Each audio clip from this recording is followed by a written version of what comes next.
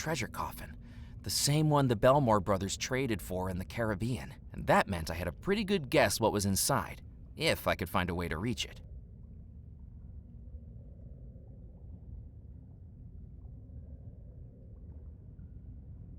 There didn't appear to be a way to operate the crane.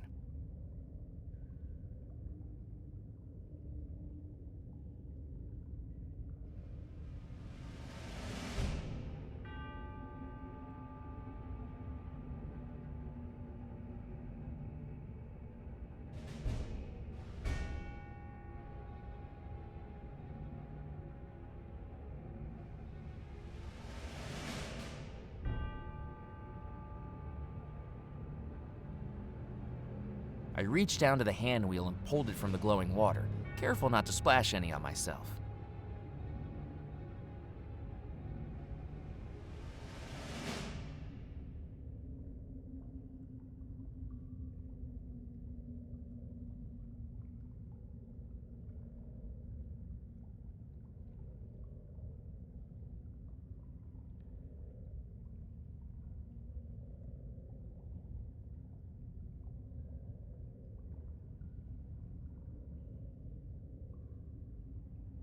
The hand wheel slotted perfectly onto the axle of the crane.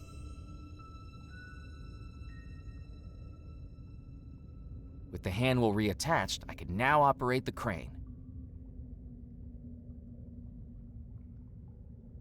It was a huge mechanical crane reaching out over the chasm.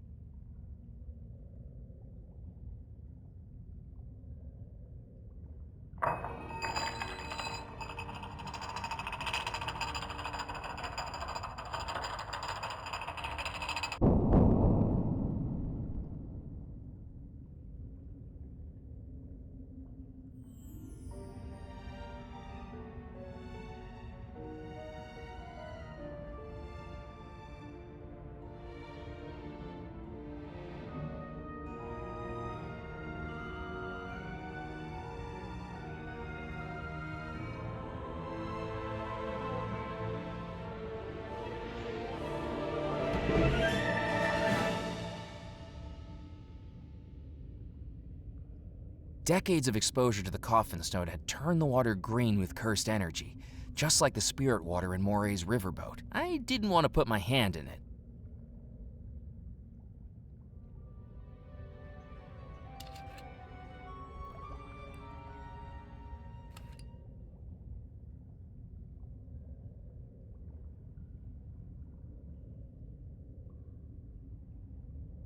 I didn't need to pour spirit water on.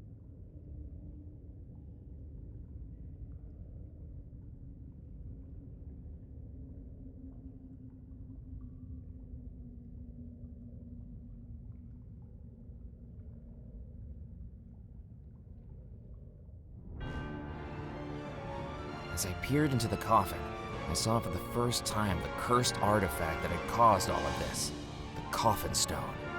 Its surface is black as brimstone, each crack faceted like an emerald. Simultaneously beautiful and terrifying.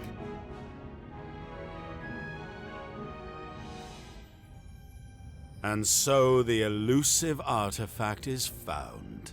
Rackham, you've lost. I found the coffin stone before you. Your plan has failed. Congratulations, Murphy McCallan. But now I think it's time you hand it over to me. I'll never give it to you. Give it to me or die.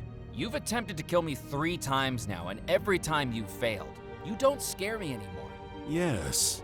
How convenient that you managed to escape 3 times. Such failure on my part would be terribly embarrassing. It's almost as though it was planned that way.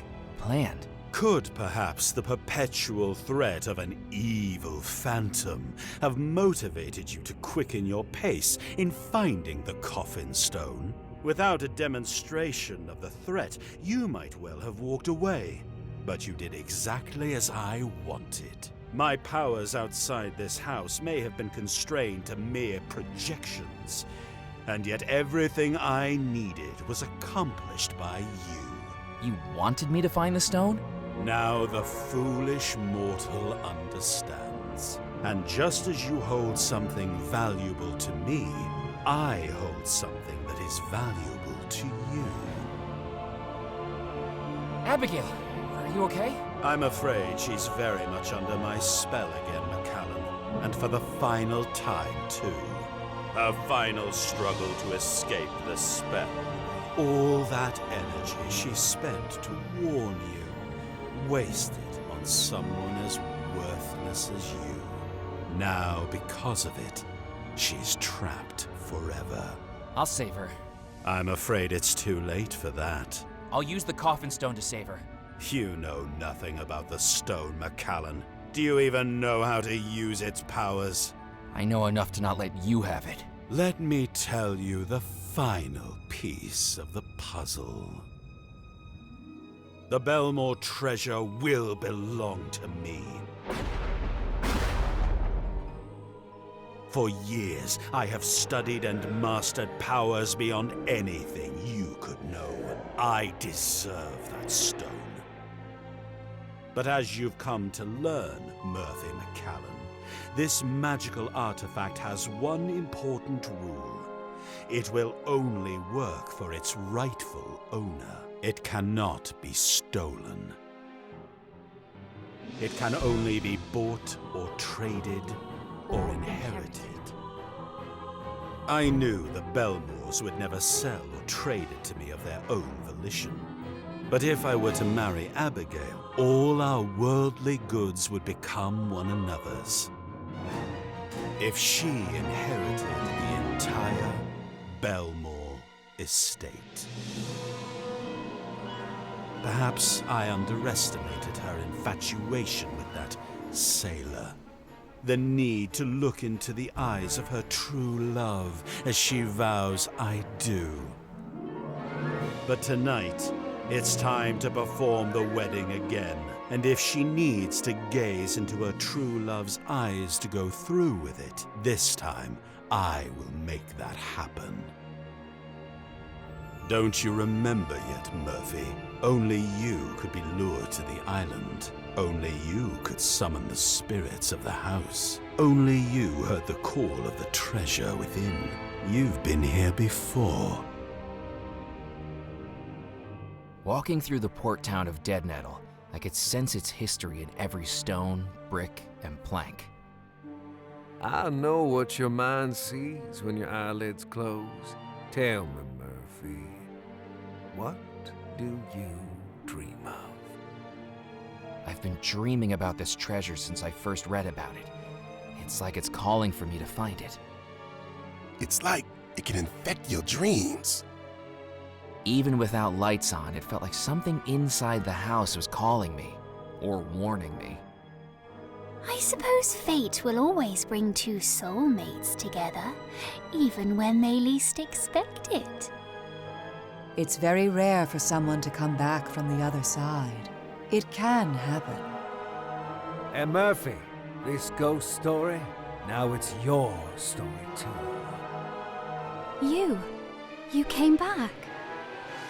You were the sailor, Murphy McCallan.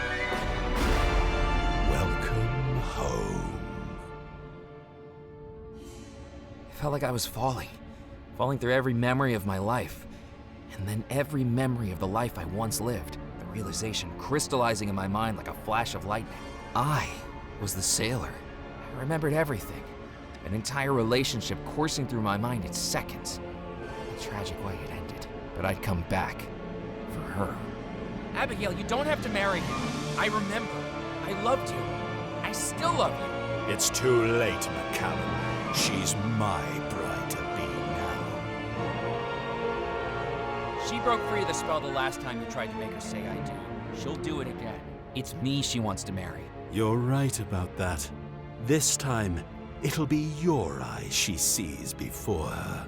I promised you death, Murphy, and I intend to deliver. For 33 years, I was trapped in this house. Now you'll be trapped here for eternity.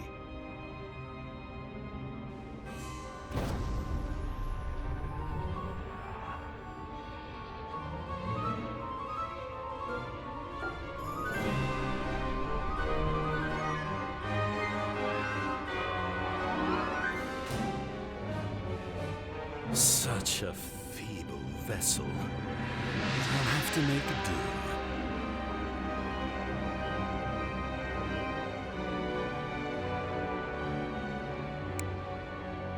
do. Do excuse me, Mr. McCallan. I have a wedding I'm running frightfully late for, and I'd just die if I had missed it.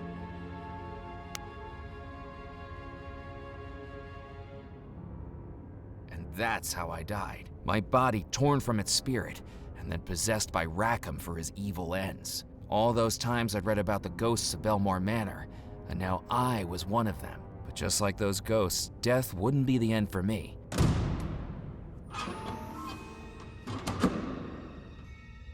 If I could escape the vault.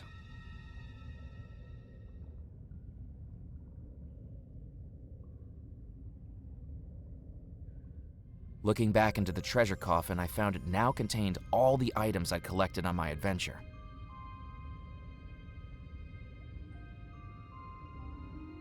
I gathered up all the belongings I'd been carrying. Rackham might not see their purpose, but if they'd helped me out once, they might be useful again.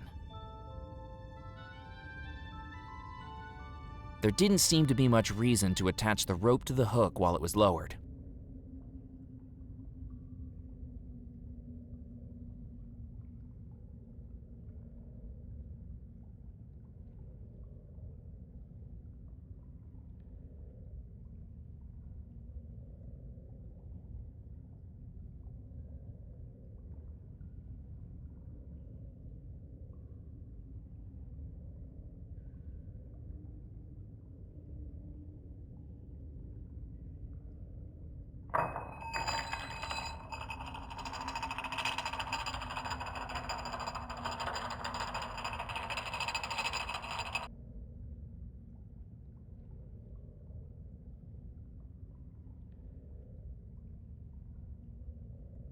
I'd once won a wooden whistle in a lasso game at the county fair. Now it was time to play the game with a little more on the line.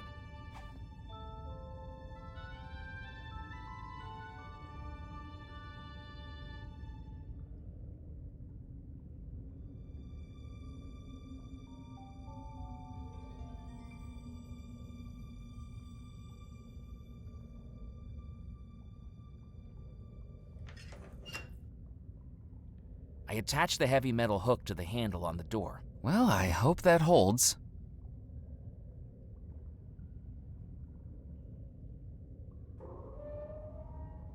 I turned the handwheel, pulling the chain taut, but the vault door remained secure in its frame. It must have still been attached somehow.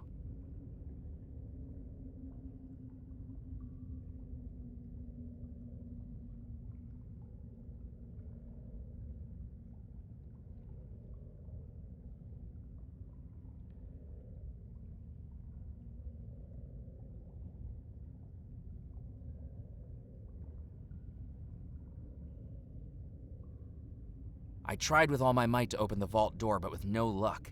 It had been locked from the other side.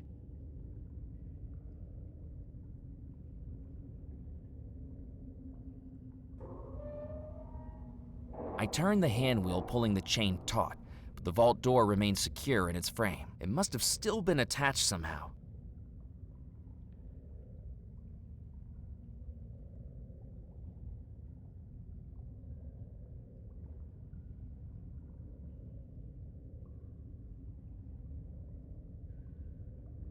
I may not have been able to get through the vault door with brute force, but I could certainly make an impact on its hinges.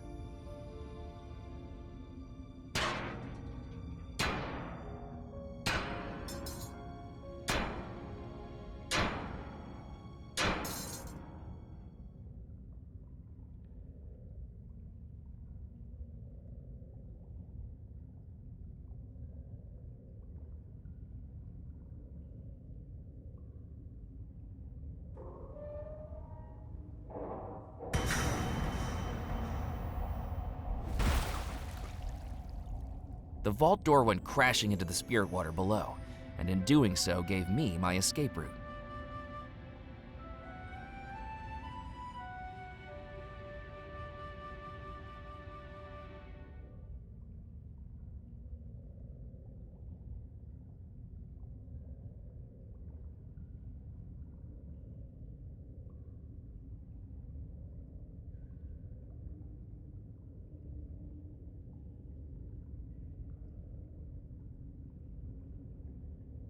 Nope.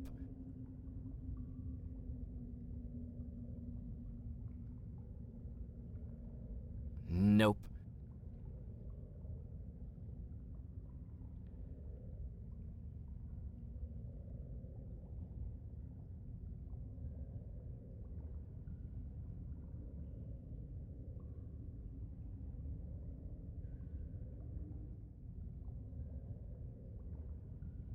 One by one, I pried the old nails from the coffin.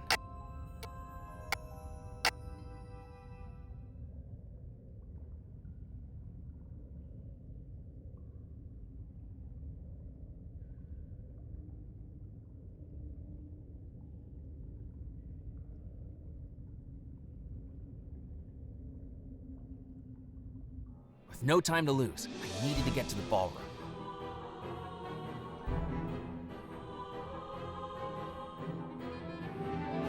We are gathered here today to join Abigail Belmore and Murphy McCallan in holy matrimony. Rackham's plan was taking shape. At the far end of the ballroom, Father Foskett was delivering the rites that would wed Abigail to Rackham, even if he'd possessed my body to do it. I needed to stop the wedding, and I didn't have much time left at all.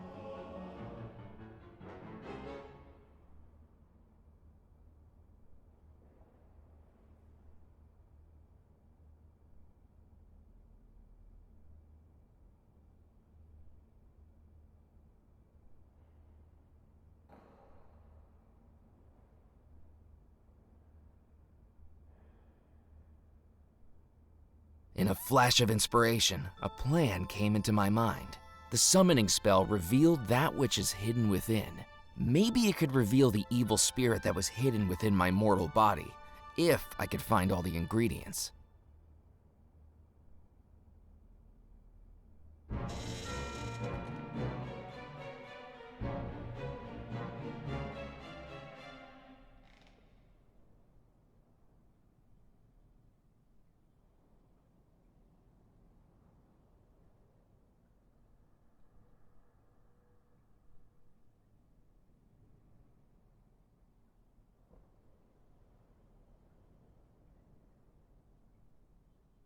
I placed the feather duster in the gree-gree.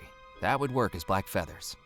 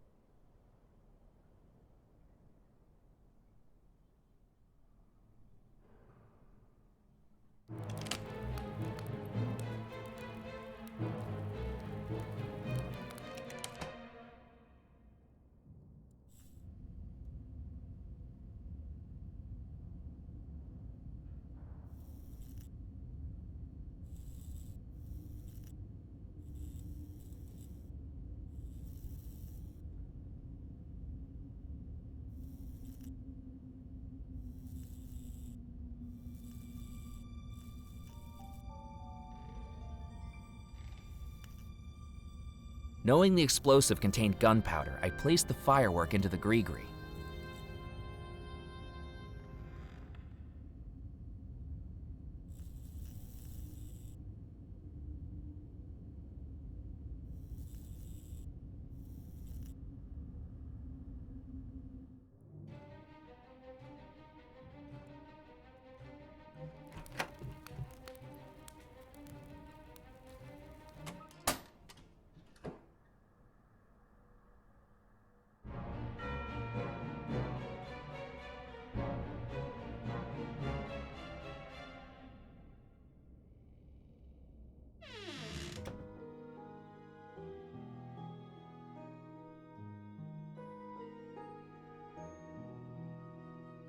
I picked up the horn.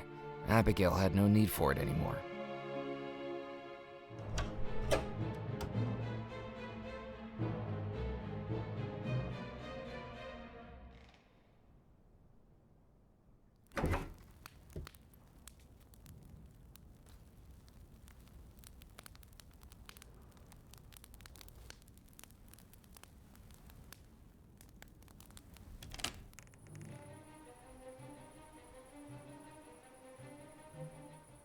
It was a strange feeling, staring at a decaying skeletal body that, once upon a time, used to be me. Knowing the skeleton belonged to a former version of myself, I didn't feel quite as uneasy taking a piece of it.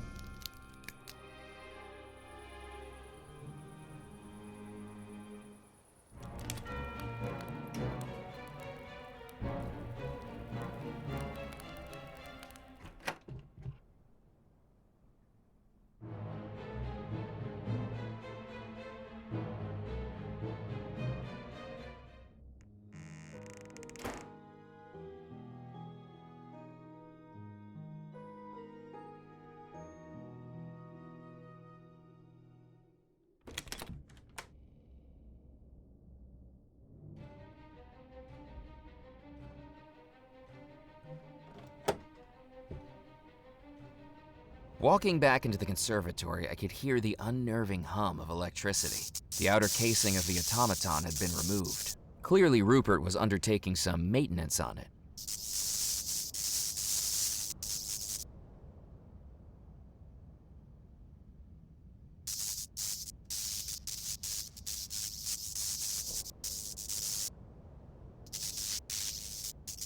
The danger sign dangling from the automaton warned of electrocution. Now it wasn't just the plants in the conservatory that were deadly, it was the statuary too. Being dead already, I decided to take the risk.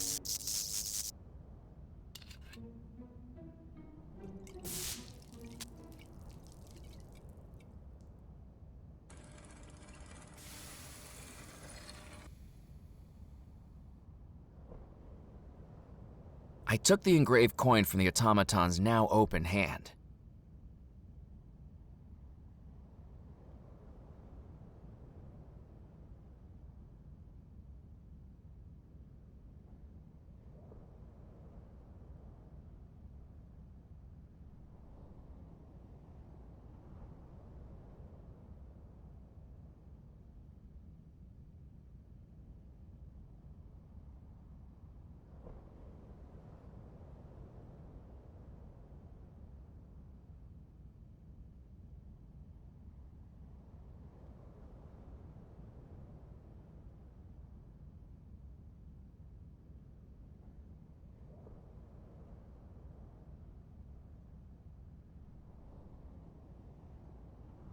Being made of silver, the engraved coin was just right for going into the gree-gree.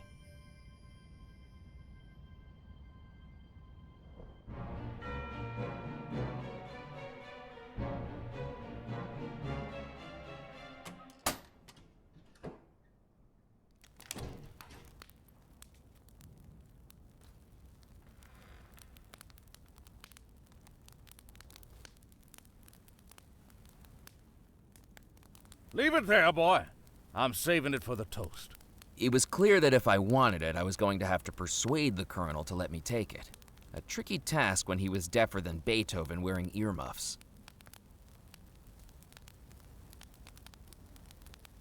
Would you like your ear trumpet back? It's no use. I can't hear a blasted thing you say. I wish I had my ear trumpet back. I'll take that as a yes. Oh, thank you, my boy. I suppose now that Foskett's not here, I can enjoy a little peace again. Why aren't you at the ceremony? The ceremony? I think everybody's gone through to the ballroom for the wedding. Well, I didn't hear an announcement. I wondered why.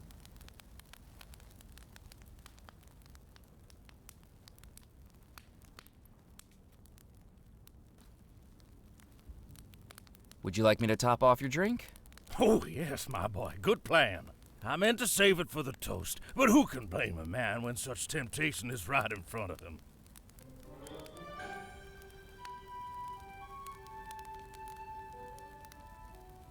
I poured the rum from the colonel's glass into the gree-gree.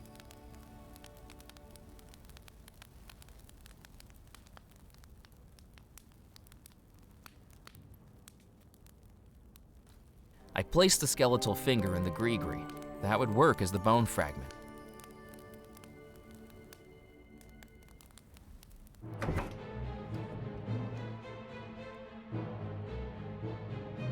I placed the coffin nails into the gree-gree.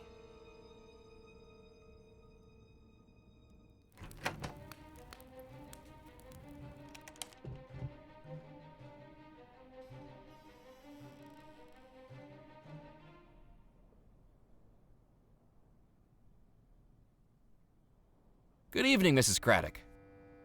It is certainly not a good evening. The kitchens aren't prepared, the flower arrangements are a shambles, and they've changed the schedule 3 times already. The schedule? Right behind me in black and white. And am I even permitted to see the wedding? Of course not. In case any guests arrive late. Through a door we're supernaturally barred from passing through. I almost daren't say it. But I'm on the verge of resigning my duties. I am the head of housekeeping. I deserve respect. I need to stop the wedding. You shall do no such thing. I've put a lot of work into this event, and I won't have an off-the-street gutter snipe like you interrupting it. I'm barely hanging on as it is.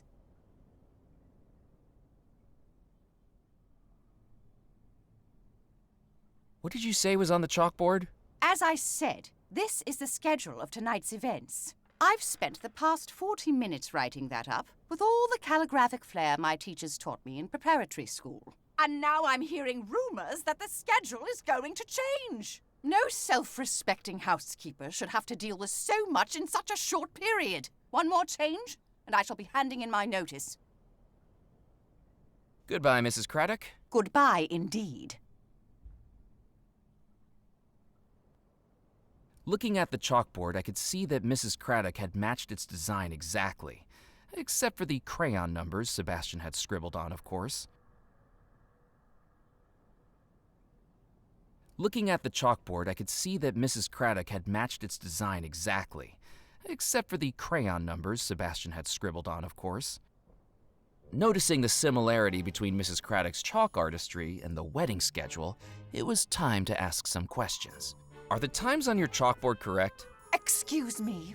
Whatever do you mean? Well, it's just that I was given this other schedule and the times are very different from yours. Maybe things have been shuffled around?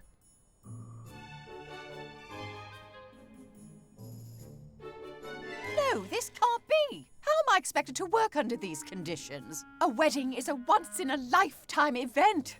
If they keep reconsidering every decision, I can't be expected to keep up with it.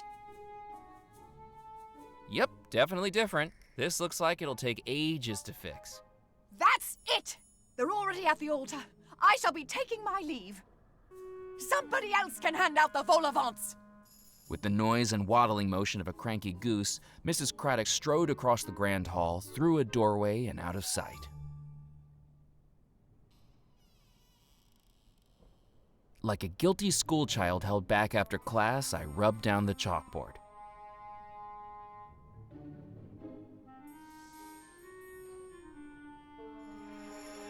And came away with the flag covered in chalk dust.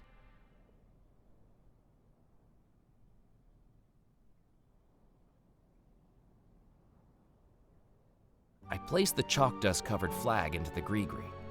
That was the final ingredient. Now I just needed one more thing, an image of the focus. And this time, the focus was going to be me.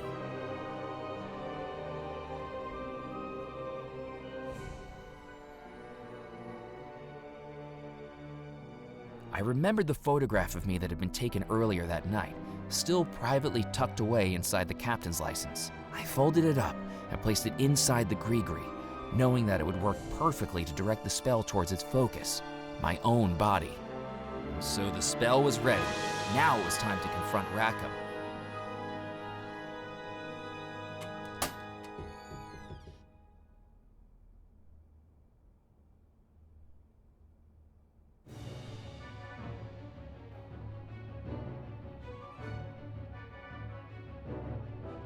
If anyone can show just cause why these two may not lawfully be wed, speak now or forever hold your peace. She doesn't love him. You meddlesome fool! I am her groom. I will marry her. Rackham has been using dark magic. The bride is under a love spell, and he's possessed my body for this wedding. Your claims are the ravings of a madman.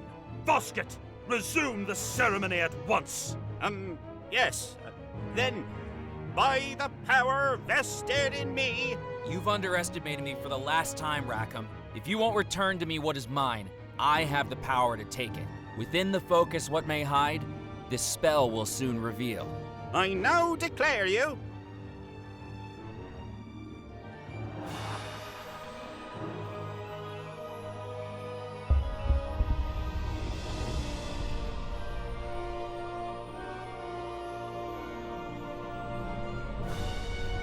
husband and wife. Murphy, I'm back. We're married. No! No! You may now kiss the bride.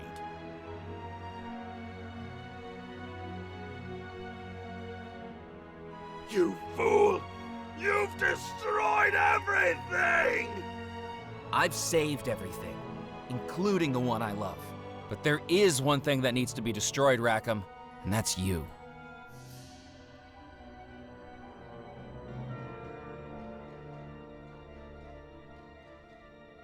Murphy, now that we're married, the power of the stone is yours too. And for once, it'll be used for good. No! Rackham, be gone. No!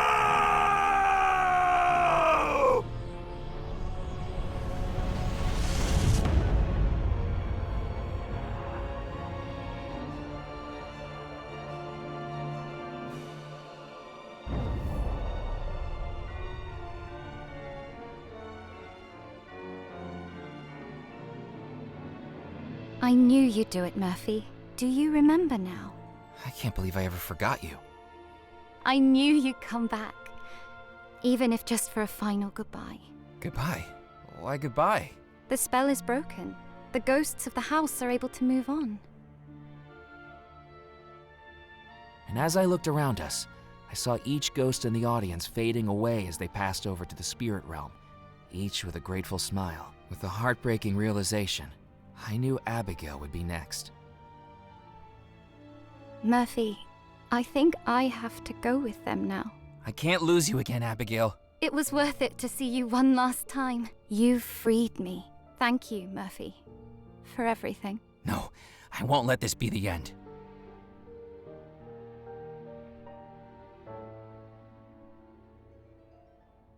Stay with me, Abigail. I wish I could, Murphy.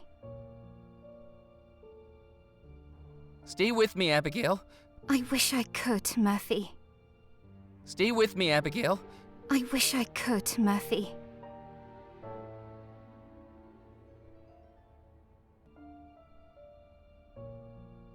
Abigail was fading away. No matter how tightly I held her, she was slipping away from me.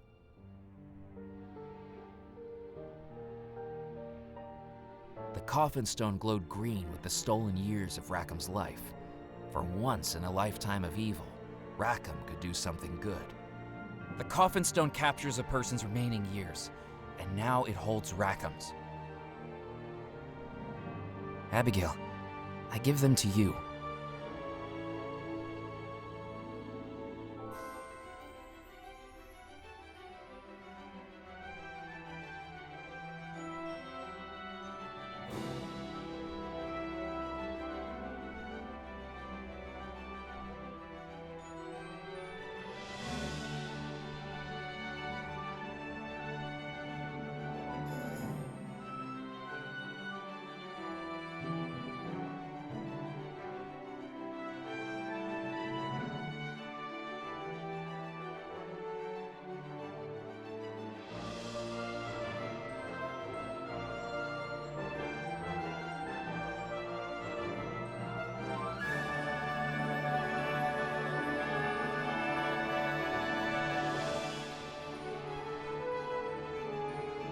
You're back. Just like you came back for me. Nothing could keep us apart. Not even death. 33 years without you. I never thought I'd be able to hold you again. 33 years stuck in this house. Come on, Murphy. Let's go see the sunrise.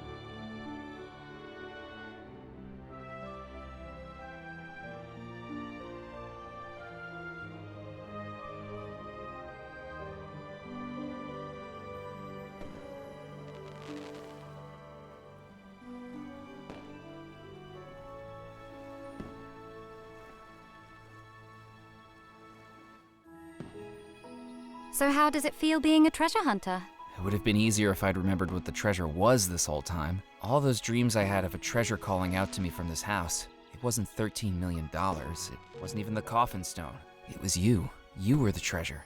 And you found me.